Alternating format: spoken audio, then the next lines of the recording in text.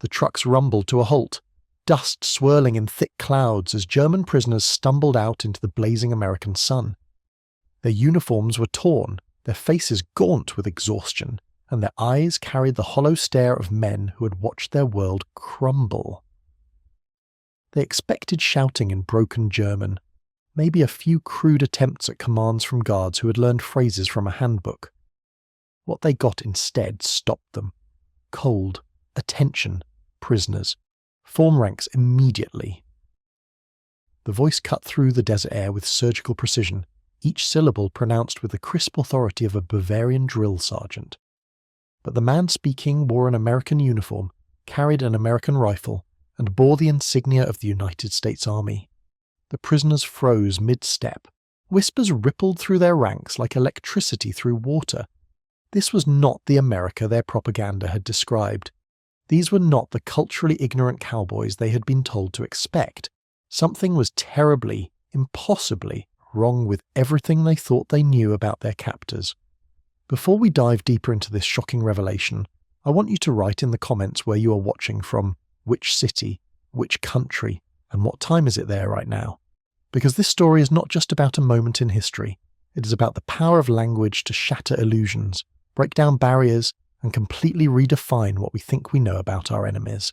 When the first waves of German prisoners arrived on American soil in 1943, they carried with them more than just the physical wounds of war. They carried assumptions, prejudices, and deeply held beliefs about American society that had been carefully cultivated by years of Nazi propaganda. The Reich had painted Americans as uncultured barbarians, a mongrel nation of farmers and factory workers who could barely manage their own affairs, let alone understand the sophisticated complexities of European civilization. But from the moment those transport trucks opened their doors, reality began to crack those assumptions like a sledgehammer through glass. The guards who processed them spoke German with a fluency that was not just functional but elegant. They understood regional dialects, caught subtle jokes, and even corrected grammatical mistakes with the casual confidence of native speakers. For prisoners who had spent years believing they were fighting an intellectually inferior enemy, this was nothing short of psychological warfare. Here is a fact that will blow your mind. By 1944, the United States Army had trained over 15,000 German-speaking personnel specifically for prisoner operations. These were not soldiers who had picked up a few phrases from a phrasebook. These were men and women who could debate philosophy in Bavarian dialect, argue politics in Prussian formality, and crack jokes in the street slang of Hamburg. They had been recruited from the massive German-speaking communities that had flourished in America for generations. Communities that Nazi propagandists had conveniently forgotten to mention in their speeches about American cultural poverty. The shock went far deeper than simple surprise. Imagine being a young Wehrmacht officer, raised on stories of German intellectual superiority, suddenly confronted with an American private who could quote Goethe from memory and discuss the finer points of Kantian philosophy. Picture a hardened SS veteran discovering that his guard not only spoke perfect German, but could identify his regional accent down to the specific valley where he had grown up. The cognitive dissonance was overwhelming. Let me paint you a picture of what this looked like in practice. Camp Alva in Oklahoma, summer of 1943. A group of newly arrived prisoners huddled in the shade, whispering among themselves about escape plans, convinced their American guards could not understand a word they said. They spoke in hushed tones about the weakness of American security, the stupidity of their captors, and the inevitable victory of the Reich. Then a guard walked over, smiled, and replied in flawless German that he'd heard every word and found their optimism amusing given the recent fall of Sicily. The silence that followed was deafening. These men had just discovered that their most basic assumption about their enemy was completely false. The Americans were not ignorant. They were not culturally inferior. They were listening, understanding, and perhaps most disturbing of all, they were smiling about it. But here is where the story gets even more fascinating.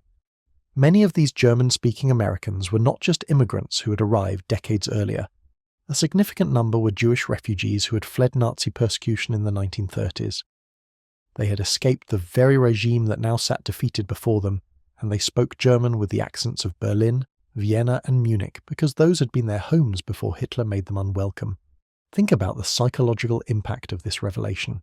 a Nazi soldier indoctrinated with beliefs about Jewish inferiority and the purity of German culture, suddenly found himself being interrogated by a Jewish American who spoke his language better than he did. The interrogator might casually mention growing up 2 blocks from the prisoner's own neighborhood, attending the same schools, shopping in the same markets, all before being forced to flee because of the very ideology the prisoner had fought to defend. The irony was not lost on anyone involved.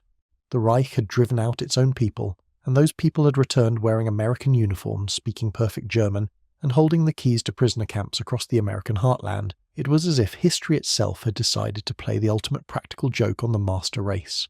Did you know that some of these German-speaking guards had actually served in the German military during World War I? Write in the comments if that surprises you, because the connections ran even deeper than most people realize. Veterans who had fought for Kaiser Wilhelm found themselves guarding prisoners who had fought for Adolf Hitler. Separated by a generation and an ocean of political change, but united by a language that carried the weight of shared cultural memory, the prisoners struggled to make sense of what they were experiencing. How could America, this supposedly backward nation of cowboys and industrialists, produce men who understood not just their language, but their literature, their music, their regional jokes and cultural references? The answer lay in something the Nazi propaganda machine had either ignored or deliberately concealed. America was not a monolithic Anglo-Saxon culture. It was a nation built by immigrants, including millions of Germans who had brought their language, their traditions, and their intellectual heritage across the Atlantic. These German-American guards were not pretending to understand German culture. They were German culture, transplanted and transformed by the American experience, but retaining the linguistic and intellectual sophistication that the prisoners had assumed was uniquely European. They could discuss Beethoven and Bach because they had grown up with that music. They could quote Schiller and Heine because those poets had been part of their childhood education.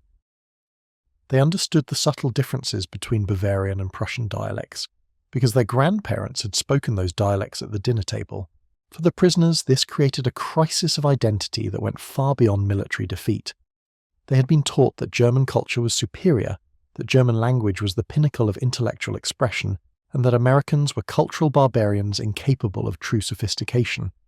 Now they discovered that American guards could out-German the Germans themselves, speaking their language with a fluency that made their own regional accents seem provincial by comparison. The psychological warfare was subtle, but devastating.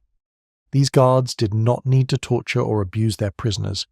They simply had to exist, to speak, to demonstrate through their very presence that everything the prisoners thought they knew about the world was built on lies and propaganda.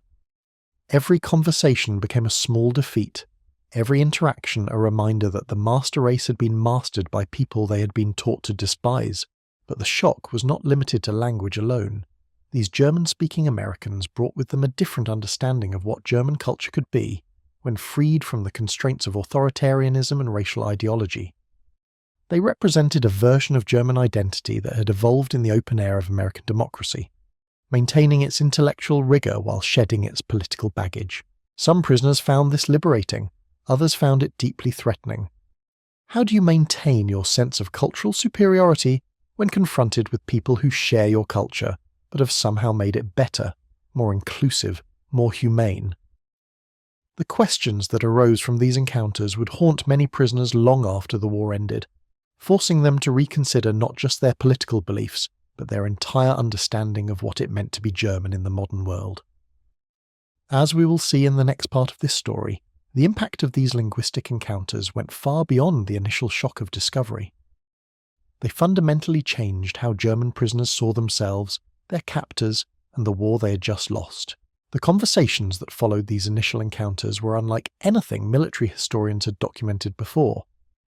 In mess halls across America, German prisoners found themselves engaged in debates about philosophy, literature, and history, with guards who could match them point for point in their native tongue. These were not the stilted exchanges of captor and captive, but genuine intellectual discussions that left many prisoners questioning everything they thought they understood about American society. Picture this scene from Camp Hearn in Texas, autumn of 1943. A former university professor among the prisoners, captured during the retreat from Tunisia, sat across from an American sergeant during evening recreation time. The German began what he assumed would be a simple conversation about the weather, only to find himself drawn into a deep discussion about Nietzsche's philosophy. The American Guard, whose family had emigrated from Heidelberg in the 1920s, not only understood every nuance of the philosophical arguments, but offered counterpoints that the professor had never considered. The prisoner later wrote in his diary that the conversation had shaken him more than any bombing raid or military defeat. Here was an American soldier, someone he'd been taught to view as intellectually inferior, demonstrating a grasp of German philosophy that surpassed many of his former colleagues back in Munich. The cognitive dissonance was overwhelming, but these encounters were not always peaceful academic exchanges. Sometimes they crackled with tension that had nothing to do with military conflict and everything to do with personal history. Imagine the moment when a Nazi Party member found himself face to face with a guard whose family had been forced to flee their hometown because of policies he had supported. The conversations that followed were charged with an electricity that made the barbed wire seem almost irrelevant. One documented case from Camp Concordia in Kansas involved a prisoner who had been a low-level official in the Nazi Party's cultural ministry. During processing, he began boasting about the purity of German culture and the superiority of the Aryan race. The American Guard listened patiently, then responded in perfect Berliner dialect that he had grown up 3 streets away from the prisoner's childhood home. The guard's family had owned a bookstore that the prisoner in his official capacity had helped shut down because the owners were Jewish. The silence that followed lasted for several minutes. The prisoner, confronted with the human cost of policies he had helped implement, found himself unable to maintain eye contact. The guard simply continued with the processing paperwork, but the point had been made more effectively than any lecture or punishment could have achieved. These personal connections created a web of relationships that traditional prisoner of war camps had never experienced. Guards would casually mention landmarks from German cities, discuss local festivals they remembered from childhood, or share memories of restaurants and theatres that prisoners recognised from their own experiences. The effect was profoundly disorienting for men who had been conditioned to see Americans as foreign and alien. A fascinating detail that rarely appears in official records involves the music that echoed through these camps. German prisoners, homesick and demoralised, would sometimes sing folk songs or military marches to maintain their spirits. To their amazement, American guards would occasionally join in, harmonising in perfect German or even teaching them American versions of songs their grandparents had brought across the ocean. These musical moments created bonds that transcended the traditional boundaries of war. The impact on prisoner morale was complex and contradictory. Some found comfort in these connections, grateful to hear familiar sounds and share cultural memories with people who understood their significance. Others felt betrayed, as if their culture had been stolen and corrupted by people they considered enemies. The camps became laboratories of identity crisis, where fundamental assumptions about nationality, culture, and loyalty were tested daily. Let me ask you this question. If you discovered that your enemy understood your culture better than you did, would that make you respect them more or resent them more? Write your answer in the comments, because this dilemma divided prisoners throughout the American camp system. The German-speaking guards also served as cultural interpreters in ways that went far beyond simple translation.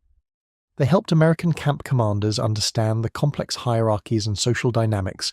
Within prisoner populations, a Prussian officer might refuse to take orders from a Bavarian sergeant, or Catholic prisoners might clash with their Protestant counterparts. The guards could navigate these tensions because they understood the cultural underpinnings that created them. This cultural fluency sometimes led to unexpected moments of humanity.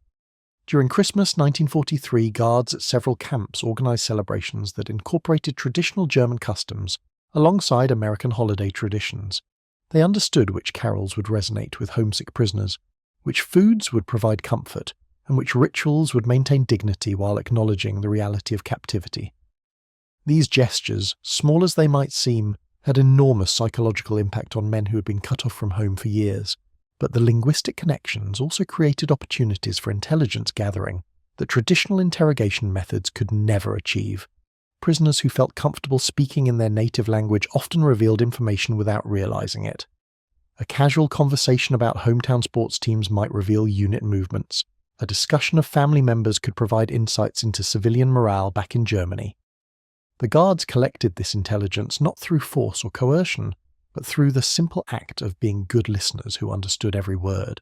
The prisoners gradually realized that privacy, as they had understood it, no longer existed.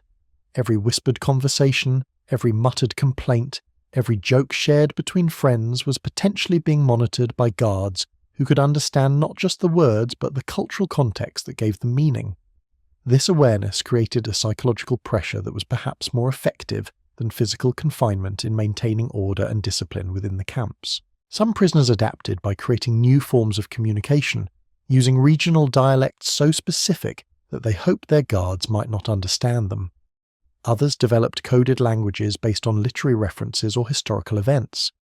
But time and again, they discovered that their American captors possessed a depth of cultural knowledge that made these efforts futile. The guards were not just German speakers, they were keepers of German cultural memory, preserved and maintained in the democratic environment of America. The most profound impact of these encounters may have been on the prisoners' understanding of what defeat actually meant. Military defeat was one thing, cultural defeat was another entirely. But what they were experiencing was neither victory nor defeat in traditional terms. It was transformation, the discovery that their culture had not been conquered, but had instead evolved and thrived in unexpected places. As weeks turned to months and months turned to years for some long-term prisoners, these linguistic and cultural connections began to reshape their understanding of the world in ways that would influence the rest of their lives. The war might be ending, but the real battle for hearts and minds was just beginning, and minds was just beginning. The transformation was not always smooth or comfortable. Many prisoners found themselves caught between worlds, no longer certain of their own identity or beliefs. They had arrived in America as proud representatives of the Third Reich, convinced of their cultural and racial superiority. Now they sat in mess halls debating the merits of American jazz with guards who could explain the Germanic roots of classical harmony better than their own music teachers back home. One particularly striking example comes from Camp McCain in Mississippi, where a group of captured Luftwaffe pilots encountered an American guard who had been a professional musician before the war. His family had fled Berlin in 1938, carrying with them not just their lives but an extensive collection of sheet music and instruments. When the German pilots began complaining about the primitive nature of American music, the guard invited them to an impromptu concert, where he performed Bach's Goldberg variations on a piano that had been donated to the camp. The performance lasted nearly 2 hours. By the end, several of the prisoners were weeping openly. They had not heard such music since leaving Germany, and it was being played by a man they had been conditioned to hate. The guard finished the final variation, closed the piano lid, and simply said in perfect German that music belonged to humanity, not to any single nation or ideology. That moment shattered more misconceptions than months of political lectures could have achieved. These cultural exchanges created ripple effects that extended far beyond the camps themselves. Prisoners began writing letters home describing their experiences, though these letters were heavily censored. Still, fragments of truth leaked through. Families in Germany began receiving hints that America was not the backward wasteland their propaganda had described. Some letters mentioned guards who spoke better German than local officials, or described educational programs run by Americans who seemed to understand German literature better than their own teachers. The psychological impact on camp administration was equally significant. American officers who had initially viewed their German-speaking personnel as useful but secondary assets began to recognize their true value. These guards were not just translators or interrogators. They were cultural bridges capable of reaching prisoner populations in ways that traditional military discipline never could. Their reports provided insights into prisoner morale, potential security risks, and opportunities for rehabilitation that would have been impossible to obtain through conventional means. Write in the comments if you think these cultural connections helped or hurt the war effort, because historians still debate this point today. Some argue that humanizing the enemy made it harder to maintain the psychological distance necessary for effective warfare. Others contend that these interactions provided intelligence and maintained order more effectively than harsh treatment could have achieved. The camps also became unexpected centers of learning for both prisoners and guards. German prisoners with technical expertise found themselves teaching American personnel about engineering concepts, scientific principles, and manufacturing techniques. In return, American guards shared knowledge about democratic institutions, free market economics, and social mobility that many prisoners had never encountered. These exchanges were not part of any official program. but emerged organically from the daily interactions between men who shared a common language. One fascinating development was the emergence of informal newspapers and publications within the camps. German prisoners, many of whom had been journalists, teachers, or intellectuals before the war, began creating newsletters and discussion groups. American guards with appropriate backgrounds often participated in these activities, contributing articles and leading discussions about topics ranging from philosophy to agriculture. The content was carefully monitored, but the very existence of such publications represented a remarkable departure from traditional prisoner of war experiences. The seasonal rhythms of camp life took on unexpected dimensions as German-speaking guards helped maintain cultural traditions from the homeland. Oktoberfest celebrations, Easter customs, and regional festivals were adapted to camp conditions with the assistance of guards who understood their significance. These events served multiple purposes. They maintained prisoner morale, provided opportunities for intelligence gathering, and demonstrated American respect for German culture, separate from Nazi ideology. But not all interactions were positive or comfortable. Some prisoners remained committed to Nazi ideology despite their experiences, and they viewed the German-speaking guards as traitors to their race and culture. These hardliners sometimes attempted to intimidate fellow prisoners who seemed too friendly with their captors. The guards, aware of these dynamics through their linguistic capabilities, had to navigate complex social hierarchies and political tensions that existed within the prisoner population. The most challenging cases involved prisoners who had been directly involved in war crimes or atrocities. When these men encountered guards who could understand their casual conversations or private admissions, the psychological pressure was immense. Some confessed to actions they had previously denied. Others retreated into sullen silence. A few suffered complete psychological breakdowns when confronted with the humanity of people they had been taught to dehumanize. American psychiatrists working in the camps noted that prisoners who interacted regularly with German-speaking guards showed different patterns of adjustment than those who had minimal contact with bilingual personnel. The linguistic connections seemed to accelerate the psychological processing of defeat and captivity, forcing prisoners to confront contradictions in their worldview more quickly than isolation would have allowed. These observations led to informal experiments in prisoner rehabilitation that would later influence post-war denazification programs. Guards would engage prisoners in discussions about German history, separating cultural achievements from political movements. They would talk about composers, writers, and philosophers who had contributed to world civilization, helping prisoners understand that German identity could exist independently of Nazi ideology. The success of these approaches varied widely depending on individual circumstances.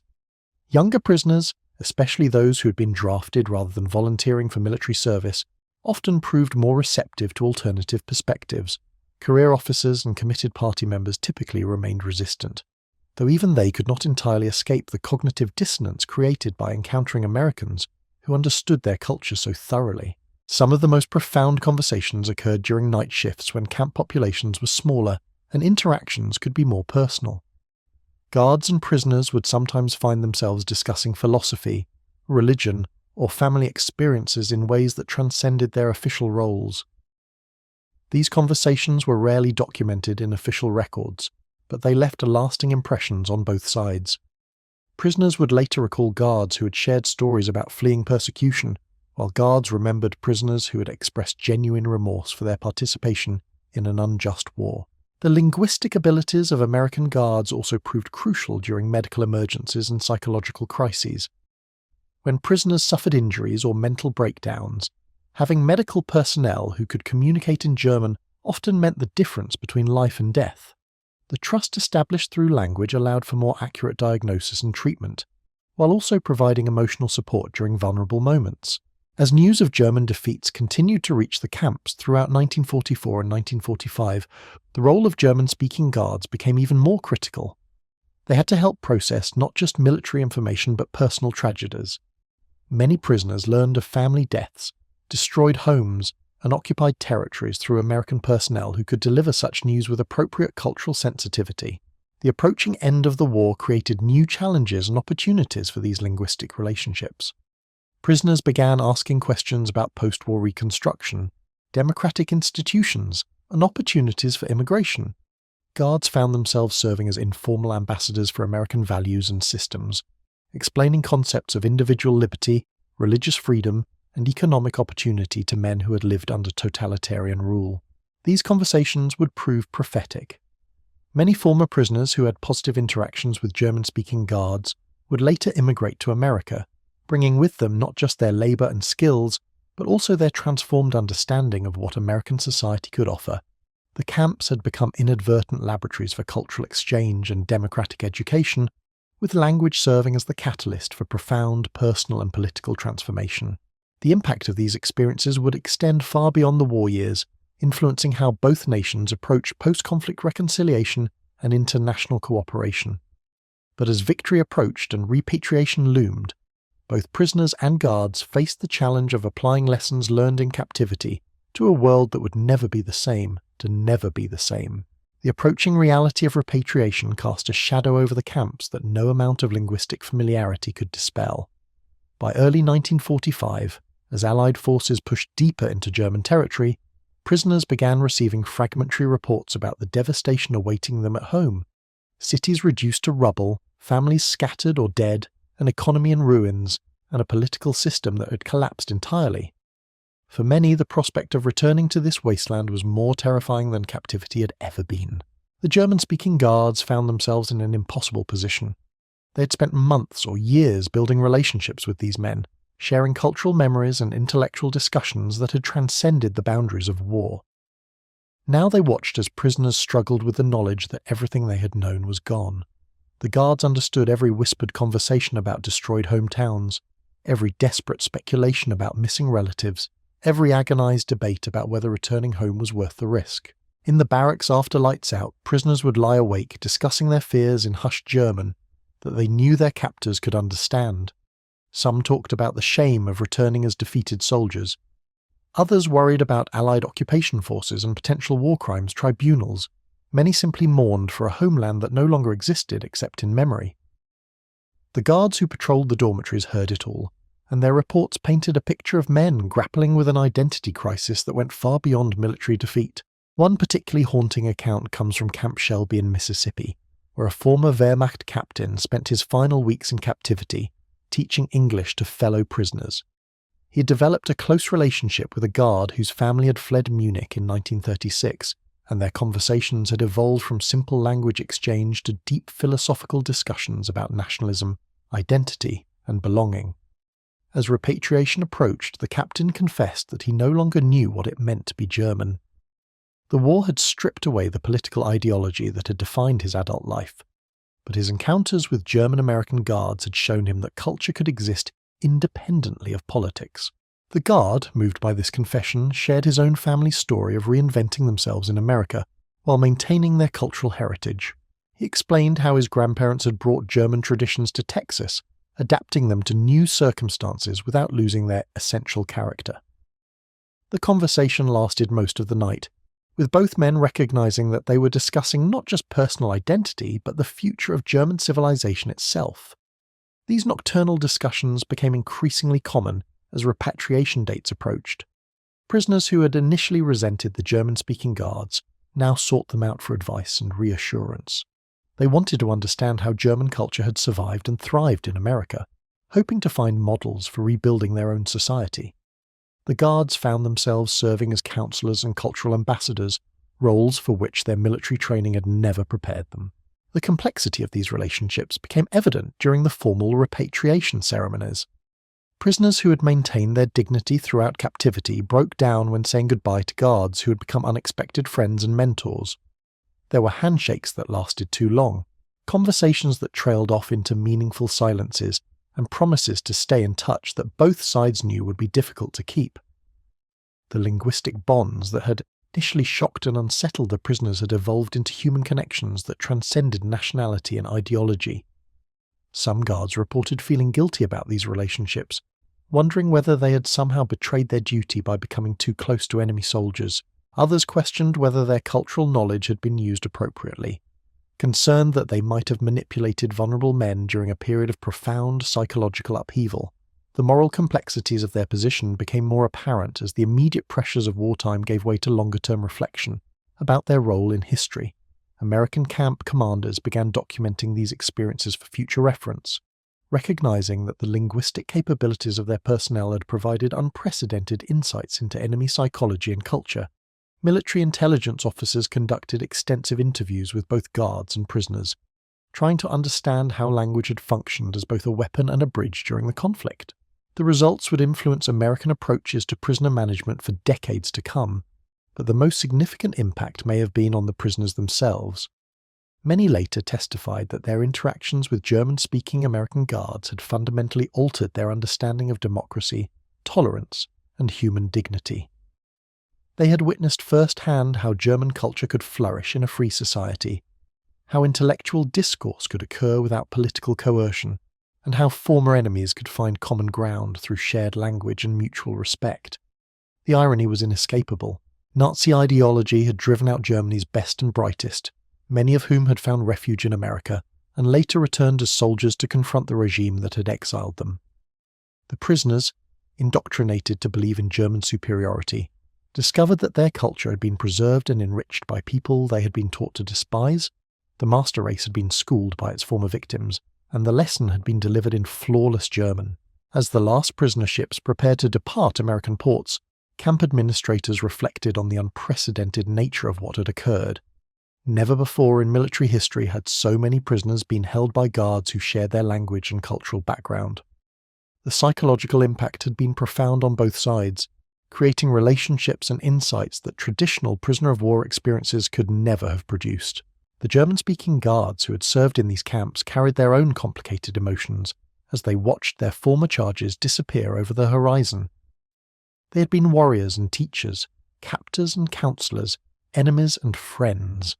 Their fluency in German had made them invaluable to the war effort, but it had also burdened them with moral complexities that would take years to fully understand. Many of these guards would later pursue careers in education, diplomacy, or international relations, bringing with them unique insights into the power of language to shape human relationships. They understood better than most how cultural knowledge could be used both to dominate and to heal, how linguistic ability carried with it profound responsibilities that extended far beyond mere translation. The camps emptied, the barbed wire came down, and the temporary cities that had housed hundreds of thousands of German prisoners faded into history. But the conversations that had occurred within those fences continued to echo in unexpected ways. Former prisoners who settled in America sought out the guards who had first welcomed them in their native tongue. Others returned to Germany with transformed perspectives on democracy and human rights that would influence the rebuilding of their nation. The shock that German prisoners had experienced upon hearing their language spoken fluently by American guards had evolved into something more complex and lasting. It had become a bridge between cultures, a foundation for reconciliation, and a reminder that human connections could transcend even the most bitter conflicts when mediated by the profound intimacy of shared language. As historians began documenting these experiences in the years following the war, they recognized that something unprecedented had occurred in the American prisoner of war camps. The linguistic capabilities of the guards had created opportunities for cultural exchange and psychological transformation that traditional military relationships could never have achieved. The prisoners had arrived expecting brutality and ignorance, but had instead encountered sophistication and humanity delivered in the familiar cadences of their mother tongue. The profound psychological impact of these linguistic encounters extended far beyond the confines of prisoner camps and into the very fabric of post-war German society. Former prisoners who returned home carried with them more than just memories of American hospitality. They brought a fundamentally altered understanding of what their own culture could become when freed from the constraints of authoritarian ideology. The seeds of transformation had been planted in conversations conducted in flawless German by guards wearing American uniforms. In the ruins of German cities, former prisoners found themselves serving as unofficial ambassadors for democratic ideals they had learned about during captivity. They spoke to neighbors and family members about American guards who could recite Goethe, while explaining the principles of constitutional government. They described camps where German cultural traditions had been preserved and celebrated without the poisonous overlay of racial ideology. These testimonies carried unique credibility because they came from men who had experienced defeat and captivity, but had been treated with unexpected dignity and respect. The ripple effects were particularly evident in the educational sector. Former prisoners who became teachers brought with them pedagogical approaches they had observed in camp classrooms run by German-speaking American personnel. They had witnessed how intellectual discourse could flourish in an environment of mutual respect, how questions could be asked without fear of political retribution, and how knowledge could be pursued for its own sake rather than as a tool of propaganda. These lessons proved invaluable as German schools struggled to rebuild themselves on democratic foundations, but the transformation was not limited to individuals. Entire communities felt the impact as returning prisoners shared stories that challenged prevailing assumptions about American society rural villages that had never seen a foreigner suddenly heard detailed accounts of German-American communities that had preserved traditions while embracing democratic values, urban areas devastated by bombing, received reports of American cities where German immigrants had rebuilt their lives and contributed to a thriving multicultural society. The contrast was stark and unsettling for many Germans. Their homeland lay in ruins, divided among occupying powers and struggling with the massive task of denazification. Meanwhile, former enemies who spoke their language described a vibrant German-American culture that had flourished for generations in the American Midwest. The irony was bitter but instructive. By driving out its own people, Nazi Germany had deprived itself of the very cultural ambassadors who might have built bridges with the Western democracies. American military government officials quickly recognized the value of these returning prisoners as allies in the reconstruction effort. Men who had developed positive relationships with German-speaking guards often became informal advocates for American policies and democratic reforms. Their testimonials about fair treatment and cultural respect carried weight, with skeptical German populations who had been conditioned to expect harsh retribution from their conquerors. The influence extended into the religious sphere as well. Many camps had been served by chaplains who could conduct services in German and engage in theological discussions that helped prisoners reconcile their faith with their wartime experiences. Former prisoners who returned to serve as clergy brought with them a more ecumenical approach to religious practice, having witnessed how different denominations could coexist peacefully in American society. This proved crucial in healing the religious divisions that had been exploited by Nazi ideology. Economic reconstruction also benefited from the cultural knowledge that returning prisoners had gained during captivity. They had observed American industrial practices, learned about labor relations in democratic societies, and developed an understanding of market economics that proved invaluable as Germany transitioned from a command economy to a free market system. Their ability to communicate these concepts in familiar cultural terms helped bridge the gap between American advisors and German workers struggling to understand new economic realities. The psychological healing process was perhaps the most significant long-term impact. Prisoners who'd been able to maintain their cultural identity while rejecting political extremism served as living examples of how German society could move forward without abandoning its essential character. They had learned from their American captors that cultural pride and democratic values were not mutually exclusive, that tradition and progress could coexist in productive tension. Women in German communities paid particular attention to stories about German-American families that had maintained cultural traditions while embracing gender equality and social mobility. These accounts provided models for how German society might evolve beyond the rigid hierarchies that had characterized the Nazi period. Former prisoners described American guards whose wives worked outside the home, whose daughters attended universities, and whose families made decisions through discussion rather than authoritarian decree. The impact on German youth was especially pronounced. Children and teenagers who had been indoctrinated with Nazi ideology found themselves hearing alternative narratives from returning soldiers who had witnessed German culture thriving in democratic contexts. These young people began to understand that their heritage could be a source of pride without requiring them to embrace supremacist ideologies or reject other cultures as inferior. Universities and intellectual institutions felt the transformation most acutely. Former prisoners who returned to academic careers brought with them exposure to American approaches to higher education that emphasized critical thinking, open inquiry, and intellectual freedom. They had participated in camp educational programs where German literature and philosophy were studied alongside American democratic theory, creating synthetic approaches to knowledge that proved valuable in rebuilding German intellectual life. The arts community also experienced significant influence from these cross-cultural encounters. Musicians who had performed in camp orchestras described how American guards had helped them understand the democratic ideals embedded in classical compositions, while visual artists found new ways to express German cultural themes without resorting to the propagandistic imagery that had dominated during the war years. Writers and poets developed voices that could celebrate German heritage while embracing universal human values they had encountered during captivity. Regional variations in this cultural transformation reflected the diverse backgrounds of the German-speaking American guards who had served in different camps. Prisoners who had encountered guards from German Catholic communities in the Midwest returned with different perspectives than those who had interacted with guards from German Jewish communities on the East Coast. These variations enriched the overall process of cultural renewal by providing multiple models for how German identity could be reconstructed in democratic contexts. The political implications were equally significant. Former prisoners who entered local government brought with them first-hand knowledge of how democratic institutions actually functioned in practice. They had observed American camp administration that balanced security needs with respect for human dignity, and they understood how checks and balances could prevent the concentration of power that had enabled Nazi authoritarianism. Their credibility as former enemies who had been fairly treated gave them unique authority in promoting democratic reforms. Labor unions found valuable allies among former prisoners who had learned about collective bargaining and worker rights from German-speaking guards who had participated in American labor movements. These men understood how industrial democracy could function without degenerating into class warfare, and they helped build bridges between management and workers that proved essential to Germany's economic recovery. The transformation was not without its challenges and contradictions.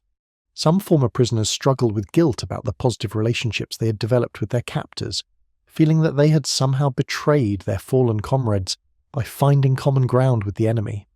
Others faced suspicion from compatriots who viewed their advocacy for democratic values as evidence of brainwashing or collaboration. These tensions reflected the broader challenges facing German society as it attempted to come to terms with its recent past while building a democratic future. Nevertheless, the overall impact was undeniably positive. The linguistic connections that had initially shocked German prisoners into recognizing the sophistication of their American captors had evolved into cultural bridges that facilitated Germany's reintegration into the community of democratic nations. The guards, who had spoken fluent German while wearing American uniforms, had unknowingly served as ambassadors for democratic values, proving through their very existence that cultural identity and democratic citizenship were not merely compatible but mutually reinforcing. As the Cold War developed and Germany found itself divided between democratic and communist spheres of influence, these cultural connections proved prophetic West German society, influenced in part by the testimonies of former prisoners who had experienced democratic treatment during captivity, aligned itself firmly with Western values while maintaining its distinct cultural character. The lesson learned in American prison camps, that German culture could flourish in democratic contexts, became a foundational principle of the Federal Republic's approach to rebuilding itself as a responsible member of the international community. The stories these former prisoners told became more than personal testimonies. They became the foundation for a quiet revolution in German thinking about national identity and international cooperation. In towns across the American-occupied zone, returning soldiers gathered in bombed-out cafes and makeshift community centers to share accounts that challenged everything their neighbors thought they knew about defeat and captivity. One particularly striking example emerged from a small Bavarian village where 3 former prisoners had returned within weeks of each other. They had been held at different camps across America, but shared remarkably similar experiences with German-speaking guards. When they began comparing notes, the villagers who gathered to listen found themselves confronting an uncomfortable truth. These American soldiers understood Bavarian dialect, local customs, and regional history better than many of the young men who had stayed behind during the war. The psychological impact was staggering. Village elders who had supported the Nazi Party found themselves questioning fundamental assumptions about cultural superiority and national destiny. How could they maintain beliefs about German supremacy when their own sons returned from captivity praising the cultural sophistication of their former enemies? The cognitive dissonance created fractures in local power structures that had seemed unshakable just months earlier. Think about this from the perspective of ordinary German civilians. They had endured years of propaganda telling them that Americans were culturally bankrupt, intellectually inferior, and morally corrupt. Now their own soldiers, men who had fought bravely for the Reich, were describing camp experiences that directly contradicted these narratives. The guards who had processed them spoke flawless German, understood complex philosophical arguments, and demonstrated cultural knowledge that rivaled university professors. American intelligence officers, monitoring these conversations through local informants, noted the profound shifts in attitude occurring at the grassroots level. Communities that had been expected to resist occupation policies found themselves surprisingly receptive to democratic reforms. The testimonies of returning prisoners had created openings for cultural and political change that no amount of official propaganda could have achieved. The transformation was particularly evident in how German communities began approaching their relationships with former enemies. Church congregations that had prayed for victory against godless Americans now heard sermons from chaplains who had worked alongside German-speaking American clergy in prisoner camps. These religious leaders described theological discussions that had helped reconcile Christian faith with democratic governance, conversations that would have been impossible without the linguistic bridges built by bilingual American personnel. Educational institutions experienced similar upheavals.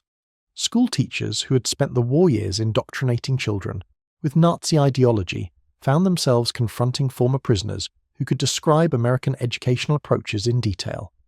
These men had participated in camp classrooms where German literature was studied alongside American democratic theory, where scientific inquiry proceeded without political interference, and where intellectual curiosity was encouraged rather than suppressed. The shock that rippled through those first prisoner transports in 1943 had evolved into something far more profound than anyone could have anticipated. What began as simple linguistic surprise had become a catalyst for cultural transformation that would reshape an entire nation's understanding of itself and its place in the world. The German prisoners who stumbled off those dusty transport trucks expecting broken commands from ignorant guards, instead encountered the living proof that their assumptions about American society were built on lies. These encounters didn't just challenge their beliefs about the enemy, they shattered their entire worldview and planted seeds of democratic transformation that would bloom long after the barbed wire came down. The guards who spoke perfect German while wearing American uniforms had achieved something no weapon could accomplish. They had won hearts and minds through the simple power of understanding, proving that sometimes the most devastating warfare is conducted not with bullets, but with words spoken in a familiar voice.